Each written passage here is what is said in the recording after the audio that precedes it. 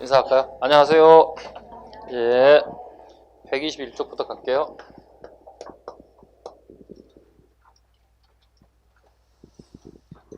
자, 총 21개의 테마인데 오늘 마지막 수업을 하게 됐습니다. 네. 문화사 파트 총 몇 개 파트라고요? 21개 파트로 지금 정리되어 있어요. 네. 중간중간에 뭐 짧은 것은 이렇게 테마를 같이 묶었어요. 군사, 수학, 백과사전. 이게 묶지 않았을 경우 한 30개 정도 테마가 될 건데요. 이게 전체적인 우리 문화사 파트입니다. 자, 첫 번째. 동국병감이라는 책 보세요. 동국병감. 뒷페이지 보면 나오겠지만 동국은 뭘 의미하죠? 우리나라. 병은 군사에 관련된 부분이 되겠죠? 감은 뭐겠습니까? 거울 감자니까? 그렇죠. 역사를 의미하겠죠? 동국병감. 통째로 외우려 하는 습관을 좀 버렸으면 좋겠습니다. 항상 이렇게 분석하는 능력을 길렀으면 훨씬 더 여러분들이 오랫동안 기억을 가지고 갈 것 같아요. 동국병감. 그 다음에 지봉유설이 들어있네요. 지봉유설. 유설은 백과사전을 의미합니다. 유설이 들어간 글자는 백과사전.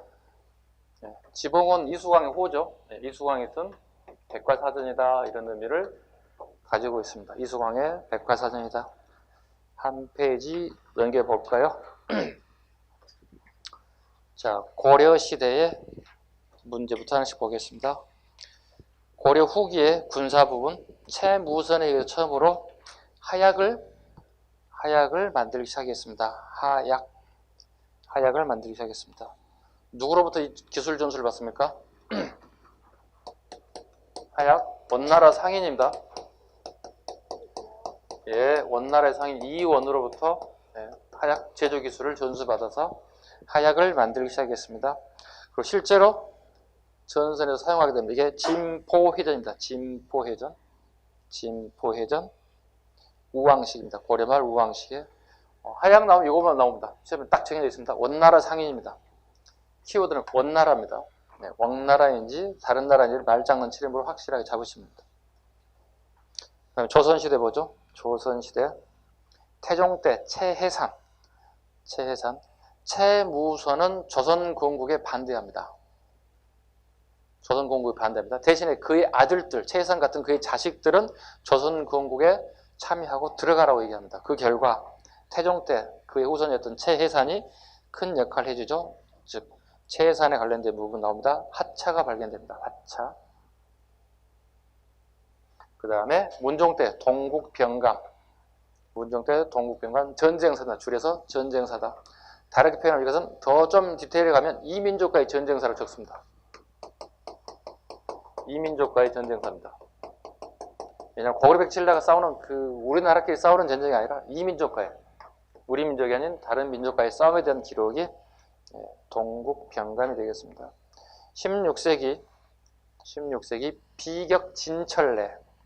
비격진철래는 요즘쯤에 아마 수류탄 정도? 네. 수류탄 정도. 이렇게 큰 항아리에다가 이런 물건을 넣고 심지가 있어서 여기다 불을 이렇게 붙여서 쭉 타고 던진 타임에 터지는 방법. 이 안에는 이제 온갖 쇳조각들이 다 들어가 있습니다. 쇳조각들이. 상대방을 터뜨려서 부상을 입힐 수 있는 그런 효과를 가져온다 봐야 되겠죠. 비격진철래 이장손이라는 사람이 선조 때 만들었습니다. 선조 때 만들었습니다. 임난 때 실제로 사용했고요. 우리나라에서는 한 3개 정도 현재 3개 정도 지금 발견돼서 보존되어 있습니다. 3개가 발견되어 있고 지금 현재 잘 보존되어 있습니다. 박물관에 잘 보존되어 있습니다. 그 다음에 조선시대에 관련된 거 보겠습니다. 수학입니다. 수학 15세기 산학계몽, 상명삼법. 산학계몽과 상명삼법들이 들어오기 시작합니다. 17세기 기하원본, 서양수학. 18세기 주의 수용만 체크하겠습니다. 시험은 주로 이것만 나옵니다. 홍대용입니다. 홍대용 18세기 물입니다. 시대를 꼭 잡으셔야 되겠습니다. 수학은 참 쓰임새가 있는 학문이다. 이런 뜻으로 번역되고 있습니다. 백과사전 17세기 이수광의 지봉유설 많이 나오는 지문입니다. 가장 다 맞으려고 나오는 지문이 어려운 지문이 아니라 자, 이수광의 호가 뭐라고 그랬지 아까? 지봉. 유설이 들어가면 뭐라고요? 백과사전입니다. 백과사전입니다. 이수광의 지봉 유설. 여기에 처음으로 뭐가 실리나요?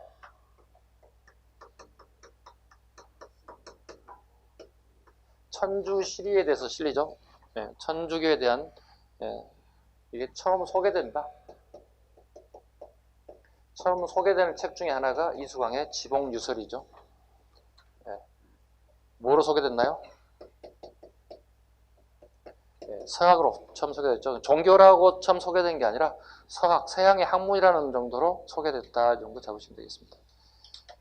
유일무이하다고 그랬죠. 세계 유일무이하게 우리나라는 학문으로 처음 소개됐다. 서양의 학문으로. 대부분은 신부님이라든가 선교사들이 포기 활동을 통해서 천주교가 전파되는 반면에 조선이라는 나라는 유일하게 학문으로 처음 소개되기 시작했다.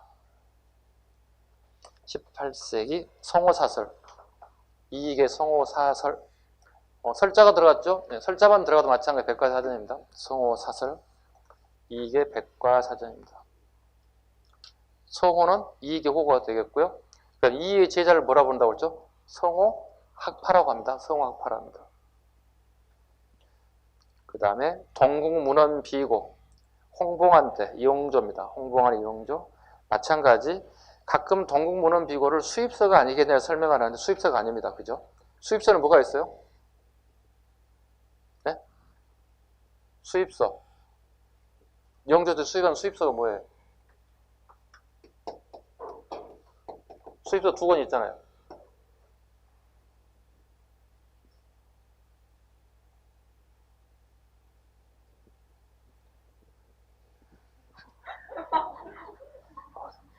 선생님 이럴 때 어이없다는 거 아시죠? 정말 어이없어요. 수업 시간에 그렇게 가르쳐 드릴 것만 이건 절대 기억하셔야 됩니다 했던 것들 있잖아요. 하나만 가르쳐 드릴게요. 2개 가르치면 내가 자존심 상하니까. 그리고 혹시 밖에 나가서 저한테 수업 들었다는 얘기 하지 마시고 뭐 선생님이 있어요 이렇게 정도. 네. 먼저 이걸 수입했어요. 근데 이게 양이 좀 부족한 게 있어요. 그래서 하나 더 수입했는데 하나만 가르쳐 드릴게요. 이게 연습하는 게 쉬는 시간 될 때 이게 알려주셔야 됩니다, 여러분이. 아니면 열받으시면 와서 살짝 써놓으세요. 제가 나갔을 테니까. 네. 선생님 죄송합니다. 이거였어요. 이렇게. 혹시 이 방송을 보시는 분들은 되게 자존심이 세워졌잖아요. 별 차이 없네. 오프라인이나 온라인이나 뭐 이렇게 얘기할 수 있다는 거죠. 네. 자존심 세우시기 바랍니다. 자, 다시요. 홍봉안의 동국문헌비고. 동국입니다. 자르셔야 돼요. 동국이 뭐예요? 우리나라라는 얘기예요. 이게 가끔씩 중국에 수입한 책 이렇게 설명하는 경우가 있거든요. 그러니까 동국이라는 단어가 들어갔는데 무슨 수입서란 이런 지문이 들어가면 무조건 틀린 거라고 봐야 돼요. 동국 우리나라를 지칭하는 거니까. 우리나라에서 만든 이용조 때 홍봉안이 만든 동국문헌 백과사전입니다. 어떤 분의 애할아버지세요 이게? 조홍조임금의 애할아버지잖아요. 그죠? 조홍조임금의 애할아버지입니다. 그 다음에 청장관 전서 이동무의 잘라 청장관까지 이게 호입니다. 이동무의 호입니다. 청장관 전서 백과사전입니다.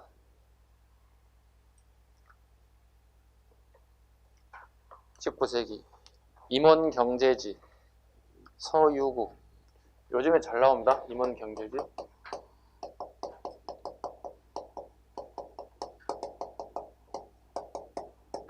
임원경제지 서유구.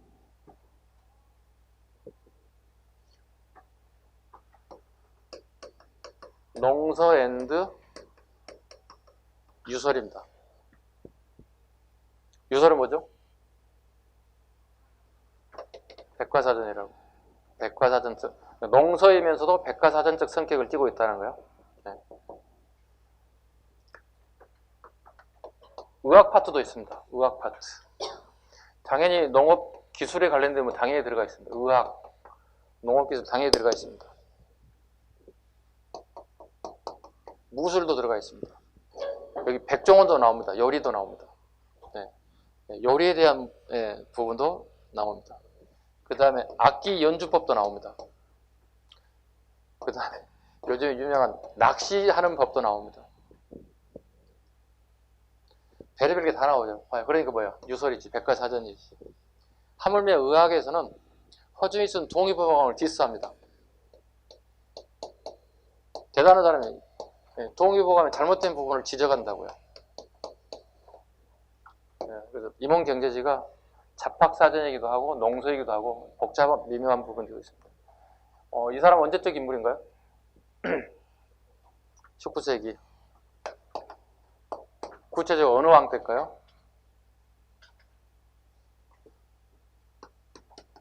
순조 때 시기 인물입니다. 네. 사람은 정조 때 태어난 사람인데 주로 순조 때 주로 많이 활동했던 사람들.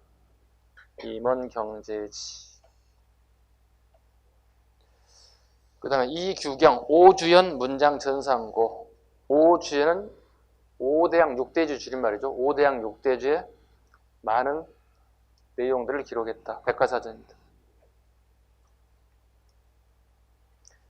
문제 1번 풀겠습니다. 고려 시대의 가학기술이라는 설명으로 가장 적절하지 않는 것. 1번 고려 초에는 당의 선명력을 사용, 숭선왕 때는 원의 수시력을 사용했다. 원수라고 외우셔야 됩니다. 원수. 전체적으로 본다면 선, 수, 대. 선명력, 수시력, 대통령. 선명력. 네, 신라 때부터 고려까지. 수시력. 원, 간섭기. 원간섭기. 대통력. 원간섭기부터 조선 초까지. 조선 초까지.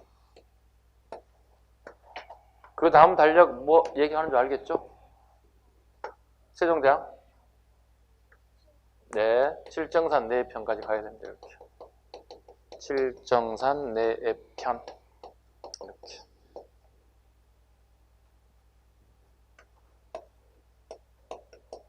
효정가 뭐 가야 돼?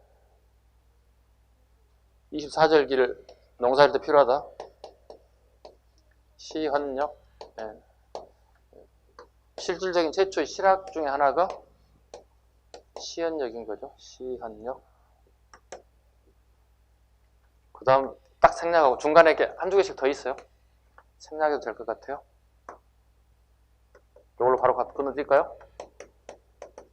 태양력 언제죠? 을미개혁 때. 네, 을미개혁 때.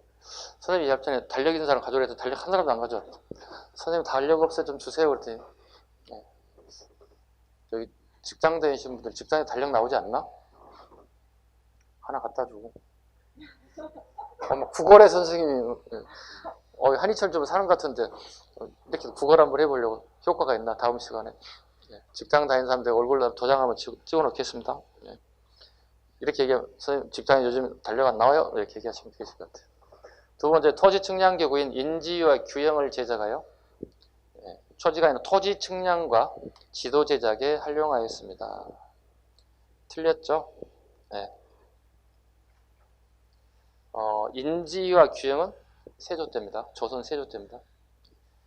요것만 나온다고 그랬지. 15세기에 과학기술이 발달하는데 대부분 세종 때란 말이야. 그런데 요거만 할 때만 무조건 세조 때라고. 그죠? 시대도 안 맞고 세종과 또 구분할 수 있어야 되고. 구분 꼭 하셔야 돼. 시대 구분하는 것, 세종과 세조 구분하는 것, 인지와 규형은 세조입니다. 채무서는 중국이 이원에게 더 구체적으로 한다면 중국인이 아니라 원나라입니다. 그죠? 원나라 상인 이원으로부터 염초를 만드는 기술을 배워 하약제조법을 뜯어가 있다. 4번 태의감에 의한 박사를 두어 의학을 가르치고 의원을 뽑는 의과를 시행하였다. 문제 2번 다음에서 설명하는 인물의 저술로 옳은 것은 종래의 조선농약과 박물학을 집대성, 전국 주요 지역에 국가 시범농장인 둔전을 설치하여 둔전의 밑줄 혁신적 농업과 경영 방법으로 수익을 올려서 국가 재정을 보충할 것을 제안했습니다. 임원 경제지. 임원 경제지. 답은 4번이 되겠습니다. 둔전은 뭐죠? 둔전 두 가지 있다고 그랬죠? 군둔전과 관둔전.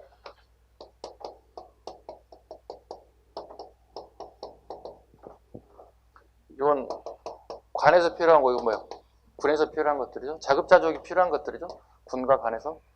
그래서 크게 둔전을 갖다 두 가지로 나눕니다. 군둔전과 간둔전으로 나눕니다. 답은 임원 경제지 하시면 될 것 같습니다. 자, 3번은 한번 풀어봐 주시고요. 그 3번의 보기 1번 기억이 있죠? 대동 운부군옥이란 건 우리 9급에 잘 출제되지 않아요. 7급 하신 분은 이거 꼭 체크해야 돼. 대동 운부군옥 선조대입니다. 편찬 순서를 물어볼 때 선조로 잡아주시라는 얘기입니다. 지봉유설은 풀어보라 다 풀게 생겼네. 지봉유설 강해군 때, 지봉 강해군 때, 성호사설은 용조 때, 오지은 문장 전상군은 헌종 때, 19세기 헌종 때, 대동 운부군옥 잡아주시기 바랍니다. 그 다음에 제15장 고분 가죠. 고분 넘기지 마시고, 자 밑에 그림을 보겠습니다. 발해 정효공주입니다. 발해 정효공주. 몇째 공주인가요? 둘째, 넷째? 둘째요? 넷째겠죠. 정효공주 무덤입니다. 자, 평행고임구조 밑줄 긋죠? 네, 평행고임구조. 앞으로 매년 나올 것 같아요. 새로운 이론이라서 평행고임구조를 양식으로 띄고 있다. 그 지붕을 마무리하는 게 원래 고구려 양식 정통적인 방법이 뭐였습니까? 모주림이었죠.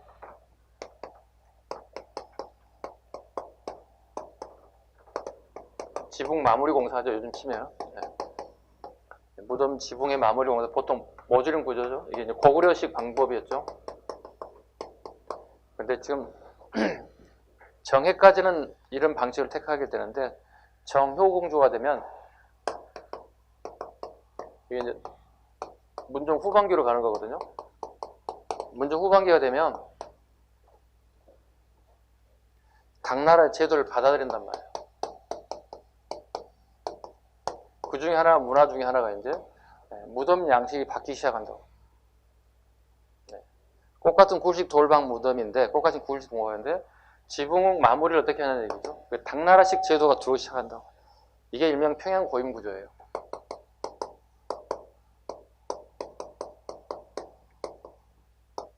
모듈링 구조 방식을 택하는데 벽돌을 사용한다는 겁니다.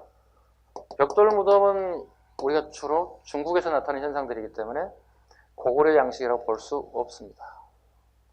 그리고 여기에 그림이 나와 있습니다. 12인물상, 12명의 인물상,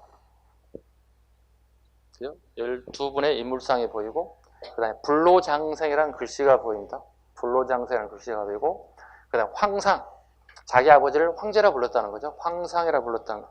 기록에만 나왔던, 그러니까 발해사의 기록에만 나왔던 내용이 실제로 무덤에서 자기 아버지를 황제라 불렀다는 게 나타나고 있습니다. 가장 중요한 건 평행 고임 구조 잡으시기 바랍니다. 기존에 했던 건 전부 다 계속 나왔던 지분들이고요. 자, 다음 페이지. 각 시대별 고분 보겠습니다. 고구려, 돌무지 무덤. 돌무지 무덤. 밑에 그림 한번 봐보시죠. 장군총.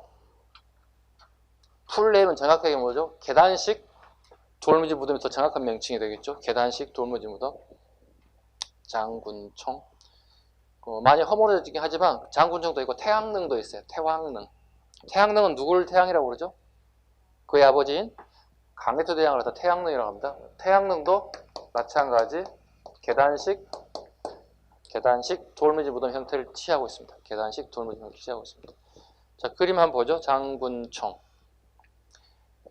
네 군데의 기퉁이에 앞부분에 커다란 돌을 세웠고 중간에 큰 돌을 갖다가 이렇게 세워놨습니다. 이거 뭐 균형을 잡는 목적이라고 하고 있고요. 건축 구조에서 균형을 잡기 위한 목적이다. 그 다음에 중간 부분에 까맣게 되어 있는 부분은 뭐죠? 그게 밀실이거든요. 일종의 거기에 무덤 시신을 넣는 시신방이라고 보시면 돼요. 특이하게 시신을 땅 지하가 아닌 정중앙 부분에 시신을 안치했다는 특징을 가지고 있는 게 돌무지 무덤의 특징입니다. 당연히 여기는 벽화가 없습니다. 벽화가 없고 당연히 도둑놈들이 아주 쉽게 찾아올 수 있어요. 그죠? 뭐가 쉽겠습니까? 도굴이 굉장히 쉬워집니다. 문만 활짝 열리면 언제든지 가져갈 수 있는 그런 구조를 가지고 있습니다. 그 다음에 굴식 돌방 무덤. 굴식 돌방 무덤은 고구려의 전형적인 무덤 형태이고요. 이게 백제, 신라, 발해까지 전파됩니다. 그럼 삼국 또는 사국의 공통적인 무덤 형태는 굴식 돌방 무덤이다. 이런 질문을 맞는 겁니다. 고구려의 문화가 전체가 다 전파됐기 때문에 굴식 돌방 무덤. 굴식은 말 그대로 터널 들어가는 모습이 이렇게 그냥 이렇게 입구가 있어서 들어갑니다. 이렇게 쭉 들어가죠. 네. 굴식 돌방이죠. 굴처럼 쭉 들어갔죠. 그리고 여기에 그 사람이 평상시에 살았던 모습을 여기다 그대로 똑같이 재현했다고. 이 얘기는 뭐죠? 지상에 살았을 때의 모습을 그대로 똑같이 저 세상에서 똑같이 부와 권력을 누렸으면 하는 그런 취지를 만든 게 벽화입니다. 벽화입니다. 굴식 돌방 무덤 벽화를 그렸습니다. 굴식 돌방의 특징은 뭐라고요? 벽화를 그립니다. 벽화를 그립니다. 벽화를 그렸습니다. 네. 돌 위에다 벽화 그리기 쉽지가 않죠. 거기 뭘 바릅니까? 해를 바릅니다. 해 반죽을 통해서 해를 바릅니다. 이렇게 보시면 돼. 이거라고. 이 해로 생각해봐. 네. 마르기 전에 그림을 그리고 색깔을 딱 입힌다고. 여러분 중학교 2학년 미술 시간에 나오는데 무슨 기법이죠? 오, 좋습니다. 프레스코 기법이라고 얘기합니다. 한 사람 안 해요. 네, 프레스코 기법이라고 합니다.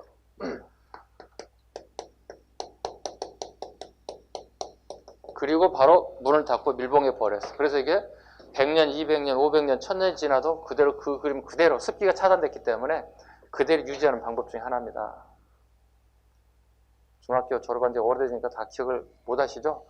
예, 중간고사, 기말고사 여러분 다 마쳤어요. 예, 객관식이든 주관식이든 다 마쳤는데 성인이 되고 보니 중학교 2학년 때는 다 새까맣게 까먹었습니다. 자, 대표적인 무덤 보죠? 쌍영총. 쌍영총. 무덤이 두 개란 뜻이에요. 아니, 기둥이 두 개란 뜻이에요. 죄송합니다. 네, 기둥이 두 개란 뜻이 쌍으로 되어 있다는 거예요. 쌍영총. 그 기둥이 근데 팔각기둥이에요. 팔각기둥, 우리나라 팔각기둥 쓰지 않아요. 원형이었어요. 거의 대부분. 그 뭐지 이거? 서역의 영향. 서역의 영향. 서역의 영향을 받았다. 쌍영총. 무용총 밑에 나와 있습니다. 무용총. 무용하는 모습. 그 안에 수렵도도 있습니다. 각저총. 각저총. 씨름도입니다. 각저란 말은 한자 씨름, 중국의 씨름을 각저라고 부릅니다. 삼실총. 방실자입니다. 방이 3개 있다는 뜻이야. 무덤의 규모가 되게 크다는 의미를 가지고 있습니다. 네. 삼실총. 쌍용총, 무용총, 각정총, 삼실총 전부 다 국내성이 있습니다.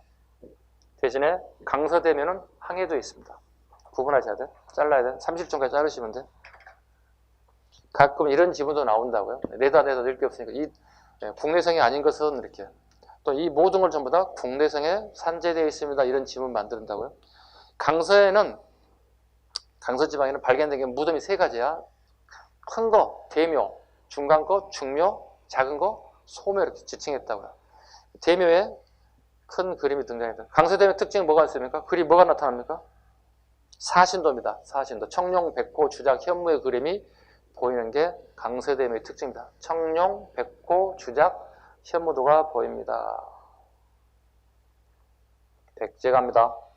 계단식 돌무지 무덤. 계단식 돌무지 무덤. 고구려의 영향을 받았다고 봐야 되겠죠? 고구려의 영향을 당연히 뭐예요? 그 고구려 부요족의 일파가 똑같죠? 고구려나 백제 공통적인 건국자들이 부요족의 일파를 보고 있는 거죠. 왜? 무덤의 형태로 봤을 때 네, 석천동 고분이 네, 그런 모습을 띠고 있다. 즉 원조가 부여인으로 볼 수 있다는 거죠. 그 다음에 굴식 돌방 무덤을 영향을 받습니다. 고구려로부터. 송산리. 송산리 어디 있나요? 공주에 있습니다. 예, 뭐 우리 동네 이름도 모르는데 여러분 송산리 어떻게 알겠어요? 예, 공주에 있습니다. 능산리는 어디 있습니까? 부여에 있습니다. 부여에 있습니다. 자, 공주 송산리의 가장 대표적인 무령왕릉이 벽돌무덤입니다. 벽돌무덤입니다. 공주 송산리의 벽돌무덤. 중국이 어느 나라의 영향을 받았습니까? 남조의 양나라라고 적으면 되겠죠? 네. 중국 남조의 양나라의 영향이다.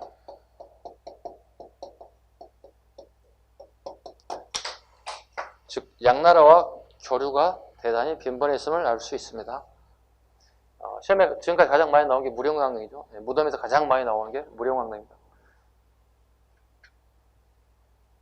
보물이 막 쏟아지죠. 네. 신라 가죠. 돌무지 덧널무덤.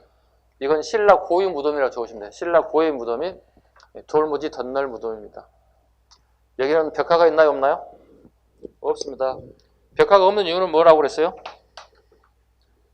예, 비좁아서. 무덤의 구조가 비좁아서 벽화를 그릴 공간이 없다고 그래요. 돌무지 덧널무덤. 4개 잡아야 됩니다. 천마총, 말이 그려진 벽화가 발견된 건가요? 아니면 말이 그려진 안장이 발견된 건가요? 안장이겠죠? 말 안장이 발견됐다는 얘기는 그 신라의 무슨 제도를 우리가 찾아볼 수 있어요? 하랑이요. 순장제도 아니고요. 예, 순장제도로 갈게요. 예, 순장제도로 평상시 본인이 타고 다녔던 에마마저도 같이 묻히는 모습을 보이고 있습니다. 호우총, 누가 밀접한 관련이 있습니까? 뇌물 마리간 시기에 강제조당에 도움을 받았던 그런 흔적을 찾아볼 수 있는 게 호우청이죠. 왜? 호우청 바닥에 뭐가 적혀 있습니까? 예, 태양에 대한 기록이 남아있죠. 호태양에 대한 기록이 남아있습니다. 즉 서기 400년에 뇌물 마리간을 도와서 신라를 구원해줬던 그 흔적들이 무덤 안에까지 나타나고 있음을 엿볼 수 있습니다. 항남대총, 경주 항남동에 있는 큰 무덤을 얘기하는데요. 항남대총도 마찬가지로 돌무지 덧널 무덤입니다. 무덤 규모는 어마어마하죠. 초등학교 운동장 하나 사이즈 됩니다. 그 다음에 아파트 한 7층, 8층 높이 정도 대단히 큰 규모를 가지고 있습니다. 항남대총, 그 다음에 서봉총은 구스타프 왕자와 밀접한 관련이 있습니다. 그죠? 스웨덴 왕자 구스타프가 일제강점기 시기에 일본으로 신혼여행 왔다가 신문 기사를 보고 왕릉급 무덤이 발굴된다는 사실을 알고 총독부에 요구해서 직접 발굴단에 참여할 수 있는 기회를 달라 해서 총독부 허가가 떨어져서 발굴에 참여했습니다. 그 결과 뭐가 발견됐어요? 봉화에 그려진 왕관이 발견됐다고. 그래서 그 이름을 스웨덴을 숫자라고 쓸 수 없어서 한자로 서를 적고 봉황이라 해서 서봉총이라. 다 몰라도 되는데 구스타프 왕자 정도만 하나 적자 우리가. 솔직히 무슨 왕자 얘기했는데 그 왕자 이름이 뭐라 했어 선생님? 나 지금 국어 때문에 힘들어 죽겠어요. 예리의 표를 어떻게 해야 되는지 모르겠어요. 여러분 알아서 적으세요. 구수인지 모르겠어요. 뭐라고 적어야 돼? 구수? 이거 맞아? 이거 맞아요? 네. 나 국어 선생님한테 이거 국어 수업 드려야 할 것 같아. 예리의 표기법 생각나는 게 하나도 없어. 아니, 저 선생님 학교 다닐 때 예리의 표기법 이런 거 안 배웠거든요. 저희들 거의 문법 안 배웠어요. 문법 안 배웠어요. 국어 시간에 문법이라는 것 자체를 몰라요. 그저 문학만 했어요. 작품 읽고 쭉 그런 것만 설명 듣고 생각할 수 있는 뭐 읽어줬지 거의 문법이라는 걸 찾아볼 수 없었어요. 저희들은. 그 다음 예리의 표기법은 아예 듣도 보지도 못했어요. 그 다음에요. 어숙묘, 굴식 돌방무덤 유일합니다. 유일하게 신라에 지금 현재 남아있는 어숙, 사람 이름입니다. 어숙이라는 사람의 묘가 굴식 돌방무덤으로 발견되어 있고요. 거기에 작은 벽화가 발견되어 적어놓으실까요? 작은 벽화가 발견되었습니다. 통신라 중대에서부터 통신하대 무덤의 형태 보죠.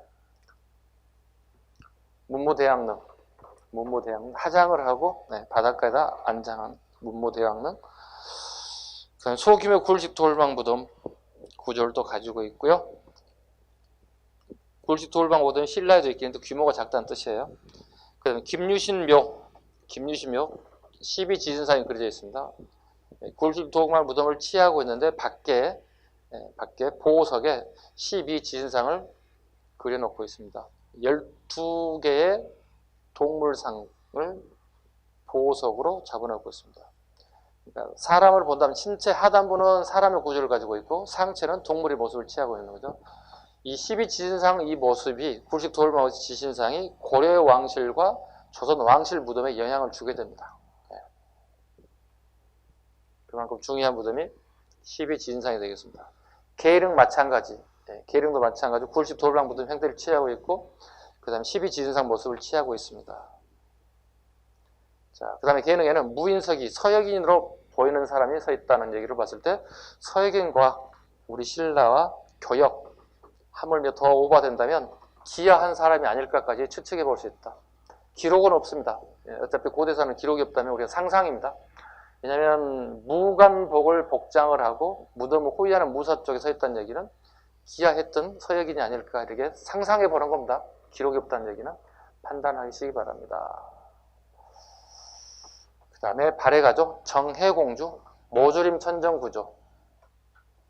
각을 줄여가는 거 다 아시죠? 설명 안 해도 될 것 같은데 공사를 이렇게 하는 거죠. 이렇게 줄여가는 것들입니다. 이렇게 각을 줄여가는 거죠. 지금처럼 뭐 콘크리트를 타설해서 할 수 있는 게 아니기 때문에 이런 형태를 갖다가 모조림 천정구조라고 합니다. 그 7급 문제를 풀다 보면 가끔 이렇게 표현을 하기도 합니다. 각의 끝부분을 조정했다 이런 뜻이거든요. 말각 조정이라는 단어를 쓰면 7급 문제를 풀다 보면 이런 게 나올 거예요. 7급 준비하신 분, 선생님 말각 조정이라는 단어가 나왔어요. 이렇게 얘기하는 경우도 있습니다. 우리말과 일본식 표현 한자 방법이 약간 차이가 있습니다. 우리는 뭐를 줄였다 해서 모줄임 구조. 일본 애들은 엉터리 한자, 말각 조정. 그 다음에요. 정해공주 무덤은 고구려의 영향을 받은 것에 비해서 정효공주 보겠습니다. 벽돌 무덤에 당나라의 제도의 영향을 받았습니다. 당의 무덤 구조를 받았습니다. 아까 잠깐 서두에 말씀드렸던 평행 고임 구조, 천정을 가지고 있습니다. 그러니까 구조는 고구려식인데 그 쓰이는 구조가 벽돌을 사용했다는 거예요. 그래서 이걸 평행 고임 구조라고 합니다. 앞으로 계속 나올 것 같은데요. 네. 당장에 우리 금년에 해가 아직 안 지났군요. 내년에 무조건 선택지 지문적으로 나올 것 같아요. 평행 고임 구조, 정해인지 정효인지. 자, 그 다음에 문제 한번 풀어보겠습니다. 127쪽의 문제 한번 보죠. 1번. 다음에 설명한 무덤 양식에 해당하지 않는 것은 그랬습니다. 돌로 방을 만들고 그것을 통로로 연결한 무덤으로 그 위에 흙으로 덮고 봉분을 만들었다. 일반적으로 양방과 널방으로 구분하고 벽에 그림을 그려 넣기도 하였습니다. 벽화가 있다는 얘기잖아요. 그러면 불식 돌방 무덤이겠죠. 쌍용총, 무용총, 각적총 전부 다 벽화가 있습니다.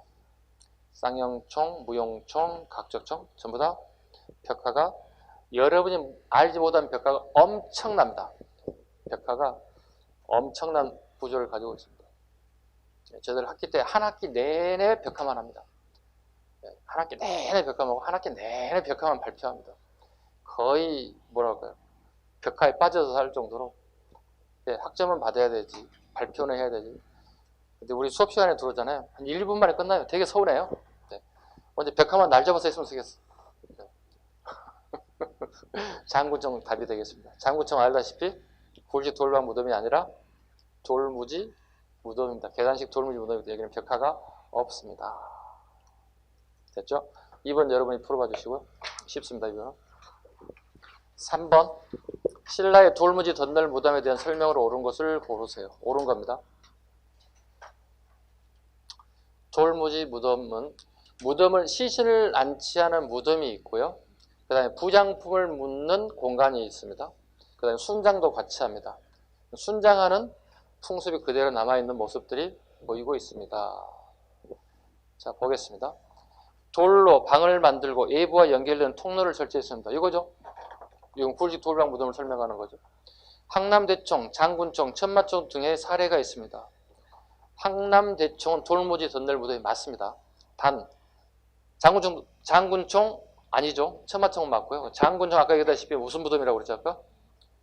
계단식 돌무지 무덤입니다. 항남대총하고 천마총은 맞습니다. 그죠? 장군총을 빼야 될 것 같아요. 3번 무덤 안에 벽돌로 널방을 만들고 그 안에 돌로 덧널을 설치하였습니다. 3번은 뭐가 틀린 건가요? 해설을 보세요.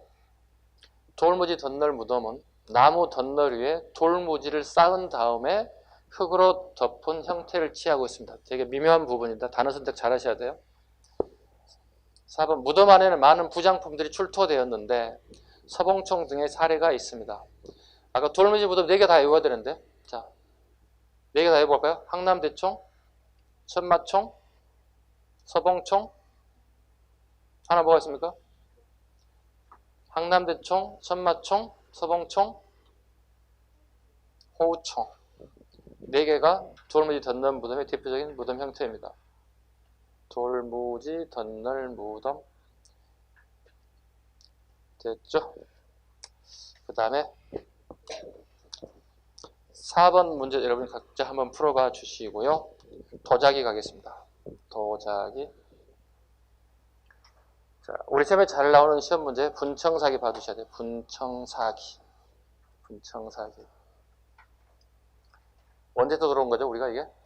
원간섭기에 들어옵니다. 원간섭기에. 네. 원간섭기에 분청사기 들어왔더니 그 앞에 게 뭐가 있겠어요, 그러면?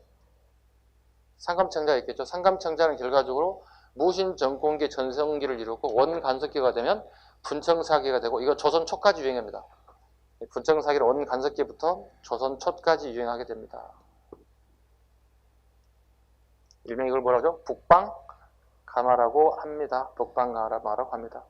그 그림 보시면 어문하죠. 고기를 주로 이렇게 생활 일상에 볼 수 있는 것들 이렇게 했고요.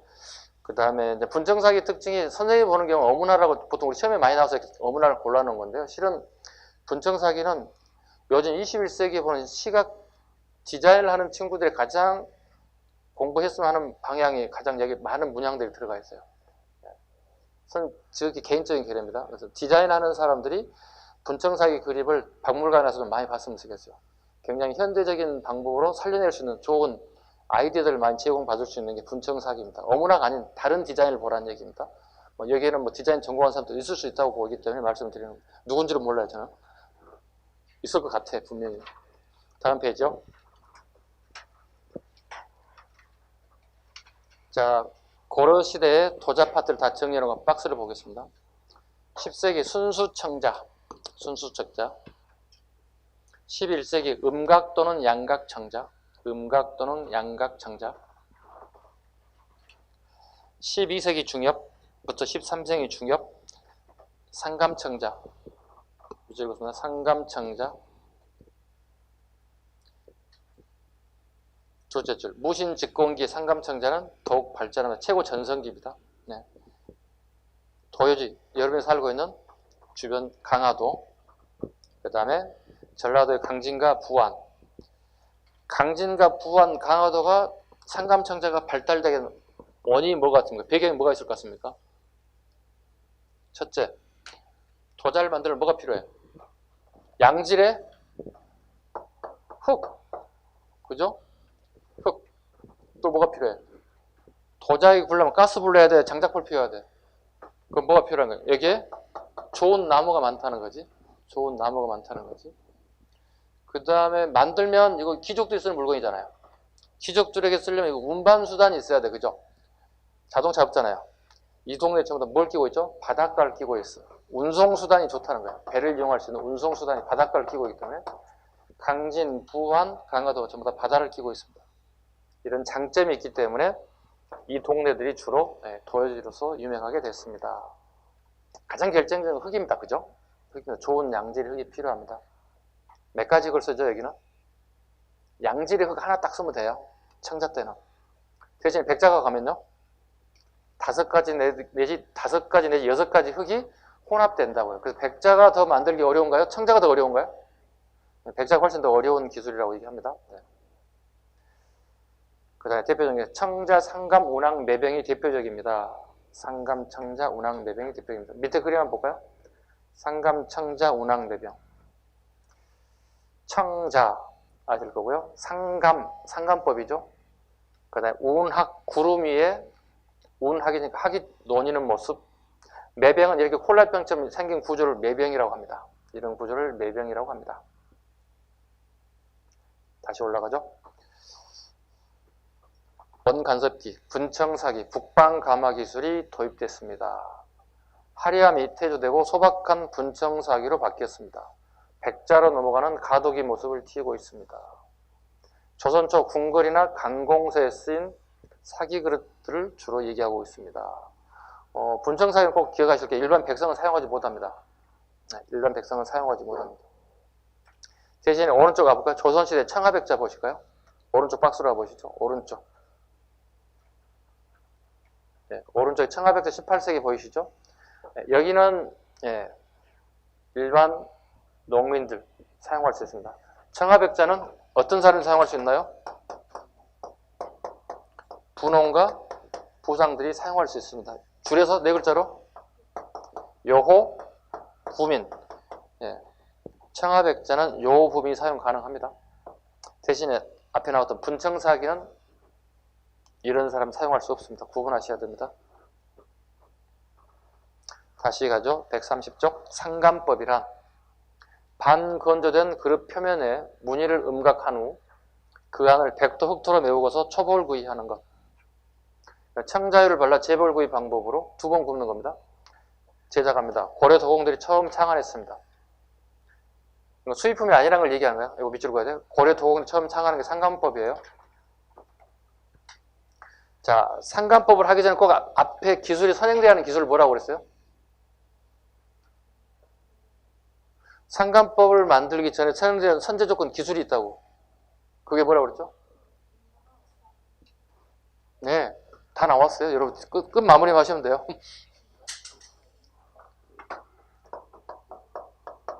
은입사 기술입니다. 네. 은입사는 도자기에다가 하는 거예요? 청동에다 하는 거예요? 청동에다 하는 겁니다. 기억 잘 하셔야 돼요. 청동에 그림을 그리고 거기에 은을 집어넣는 기술, 되게 어려운 기술이죠. 은입사 기술이 있었기 때문에 상감청자 기법이 등장한다는 거 전제 조건입니다. 그 다음에 고려 도경에 1124년 밑줄 그어야 합니다. 12세기입니다. 12세기 인종 1년에 고려 청자를 칭찬하면서 상감법에 대한 언급은 없습니다. 오른쪽 고려 도경 갑니다. 인종 때 1123년 송나라 사신 서긍이 개경에 초리하면서 개경의 인물, 풍속, 궁궐, 민정, 희도 등 다양한 고려 분야를 소개하는 견문록입니다.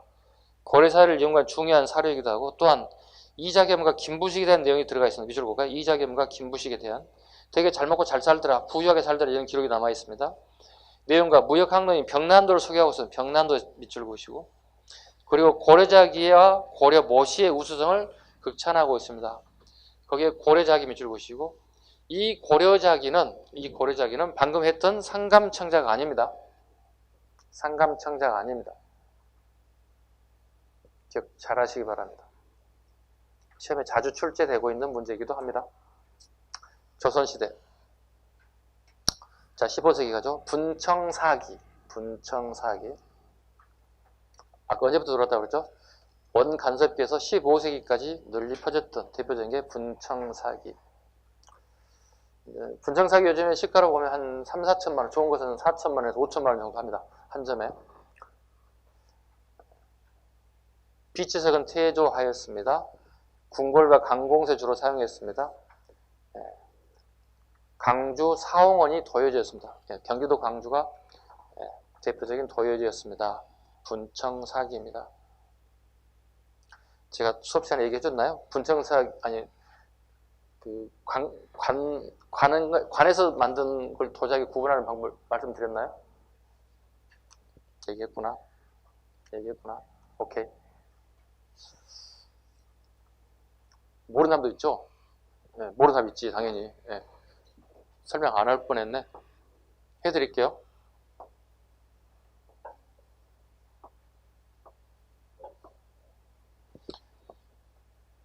예전에 잘 그렸는데 지금 안 되네. 실력이 갔어. 네. 네. 이것만 스케치북을 한 100권씩 그렸는데. 네. 저들 제일 어려운 숙제가 도자를 그림 그리는 게 제일 어려운 숙제예요. 지금, 파란색. 다행히 있네요. 하나 더 추가할게요. 추가하자면,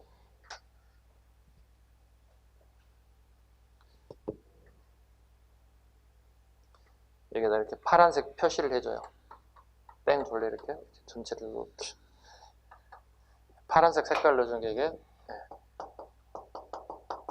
조선시대 간요에서 제작됐다는 거예요.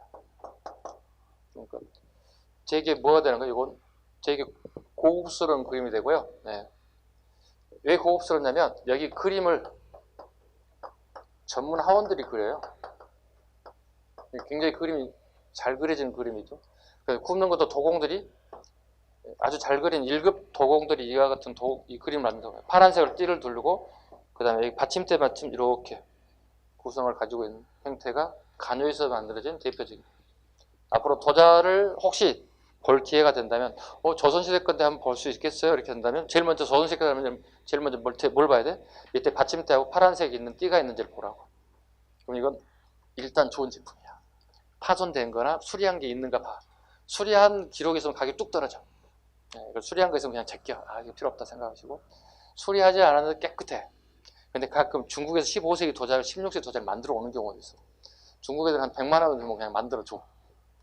근데 모르는 사람한테 딱 바가지 씌우고 딱 좋은 작품들을 딱 만들어. 감정하러 가서 인사동에 가서 깨버리세요? 이렇게 하는데 와서 미치는 거지 그래. 사기당한 거지. 몇백만 원 주고 샀는데 사기당할 수 있어. 그러니까 이렇게 생각하시면 돼. 누군가가 나에게 정말 좋은 건데 100만 원에 사실래? 200만 원 살 여러분 사기치러 온 거야. 100만 원, 200원짜리 진짜 진품은 없어요. 몇천만 원짜리 있어. 아셨죠? 사기당하지 마시기 바랍니다. 일단 의심하시기 바랍니다. 잠깐만요. 제가 일주일 뒤에 판단할게요. 근데 화요일날 좀 빌려줄 수 있어요? 가져와. 선생님 감정해 줄 테니까. 오케이? 이렇게 얘기하니까 선생님을 사입으로 하는 경우가 있겠다. 사입이 아닙니다. 네. 사입이 아니에요. 정통을 공부하는 사람이니까 가져와. 봐줄 테니까. 네, 정확하진 않겠지만 여러분 사기 맞는 일은 없도록 해드리겠습니다. 자, 다시 교재를 가겠습니다. 16세기 순백자. 16세기 순백자가 등장합니다. 되게 기술의 발전으로 보시면 돼. 앞에 지금 10세기부터 쭉 발전되고 있잖아요. 10세기 순수 청자부터 쭉 나오고 있잖아요. 그죠? 지금 봐보세요. 10세기부터는 뭐가 되는 거예요? 10세기부터는 독이가 아니라 자기라고. 10세기 전에는 뭐라 불러? 독이라고 부른다고. 독이. 삼국시대잖아요. 그죠? 고구려백 신라에 때 만든 데까지는 자기라고 부른다. 아니, 독이라고 부른다고. 독이는 어디서 굽다고 그랬어요? 노지에서. 독에는 노지라는 건 노상에서 그냥 장작불 펴놓고 굽다는 거야. 밀폐된 공간이 아니었다는 거야. 그리고 10세기 이후부터는 뭐야? 자기라고 부른다고. 밀폐된 가마에서 굽다는 뜻이야. 그걸 자기라고 부르지. 1400도, 1500도에서 굽다는 거고. 노지의 맥심 400도밖에 안 된다. 왜 구분하시면 돼? 독이, 자기. 통상 우리는 독이라 하지 않고 뭐라 불러? 그냥 신석기 시대에 뭐 빗살무늬 톡이 이렇게 얘기하잖아요. 톡이라는 표현 아까 예전에 얘기했다시피 잘못된 표현이죠. 독이 하자. 자, 어려운 문제 한번 가볼까요? 진짜 선생님이 가다 되게 어렵게 낼 것 같아. 우리 모의고사 내듯이. 역지게 많이 얻어먹을 것 같아. 그렇다면 우리나라에 청자기술 처음 도입된 시기는 어느 시기라고 보세요? 우리가 처음 만든 건 아니거든. 아니 우리가 가마에다 집어넣고 밀폐된 공간에다가 불로 콱 1400도 올려가지고 강하게 강도 세게 만들진 않았거든. 이거 우리가 처음 받아들인 게 언제예요? 시기적으로? 수업 시간에 충실했다면 다 이해할 수 있어. 얘기할 수 있어. 봐, 이렇다니까.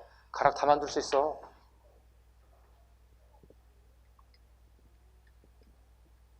방송 보고 있어. 선생님이 지금 무금 처리되고 있잖아. 사고 난 줄 알아. 아니 우리 자기기술 처음 언제 들어왔냐고. 중국 거 받아줬을 거 아니야. 5월 언제? 6월도 아니고 5월에 들어왔어. 그지? 언제 누가 받았어 이거? 누가 받았냐고. 어디? 뭐 맞췄다고 좋아하고 있어. 무슨 5월 맞췄다고 좋아하고 있어. 시기를 중요한 거지. 나라 중요하나? 언제 받아들였냐고. 어느 시기에 받아들였냐고. 견훤. 그럼 어디야 그 나라는?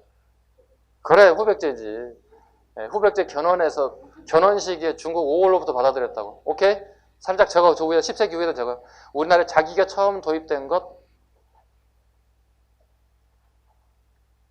후백제 견훤 시기 중국 5월로부터.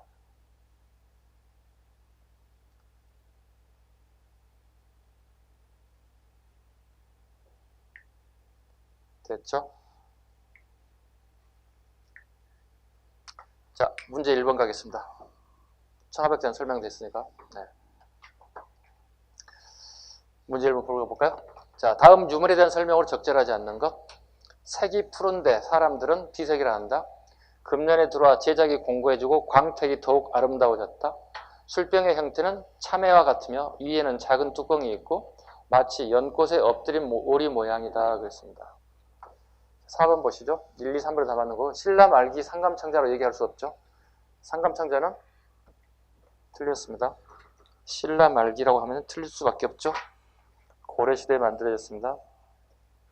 자, 문제 2번 봅니다. 2009년도 지방직 7급 문제입니다. 한번 볼까요? 자, 다음 그림의 도자기는 특정 시기를 주로 생산된 양식으로 작품성이 매우 뛰어납니다. 그 생산된 시대에 대한 설명을 옳은 것을 고르세요. 어문화죠. 어문화 뭐겠죠? 분청사기겠죠. 원간섭기에서 조선 초까지 만드는 시기입니다. 옳은 것을 골라주세요. 건국초기 독자적인 연호를 사용하기도 하였다. 이건 고려 초 얘기하고 있죠. 조선시대 초기에 연호를 사용한 사람은 없습니다. 고려 건국 초 봐야겠다면 광종 정도 봐야 되겠죠. 그 다음에 주자가래에서 가묘를 세우고 제사를 지내는 사람들이 나타났습니다. 이게 조선 초입니다. 답은 2번을 해야 되겠네요. 분청사기 조선 초까지 보기 때문에. 인재 양성을 위해서 양용고라는 일종의 장학재단을 만들었습니다. 고려 중기 예종 때 만들어진 거고요. 서울의 중인들은 통청운동을 벌이기도 하였습니다. 전후기. 통청운동이 뭐예요? 통청운동. 중인들이 문과 과거 시험을 보게 해달라고 요구하는 걸 통청운동이라고 불러요. 왜냐하면 중인 계급들은 작가를 주로 봤던 사람들이거든요. 네, 근데 우리도 공부 잘하니까 문과 과거 시험 응시하게 해주세요. 이게 통청운동입니다. 이에 앞서 먼저 했던 애들이 누굽니까? 앞에 계급들이 있습니다. 그걸 서울들이 통청운동을 했죠. 서울들은 어떻게 했습니까? 정조가 허락을 했죠. 부분 호통이 됐습니다. 서울들은 정조 때 부분 호통, 서울 4인방 아시죠? 박제가, 유득공, 이덕무, 서희수, 이 4인방이죠. 서울 4인방들이 규장과 검사관에 근무하게 됐고, 완전 호통이 언제 이루어집니까? 철종 때. 철종 때 완전 호통이 이루어집니다. 서울들 얘기하는 겁니다. 그 덩달아 중인들도 요구하죠. 네, 요구했지만 받아주지 않습니다. 받아주지 않습니다. 자, 3번 여러분이 풀어봐 주시고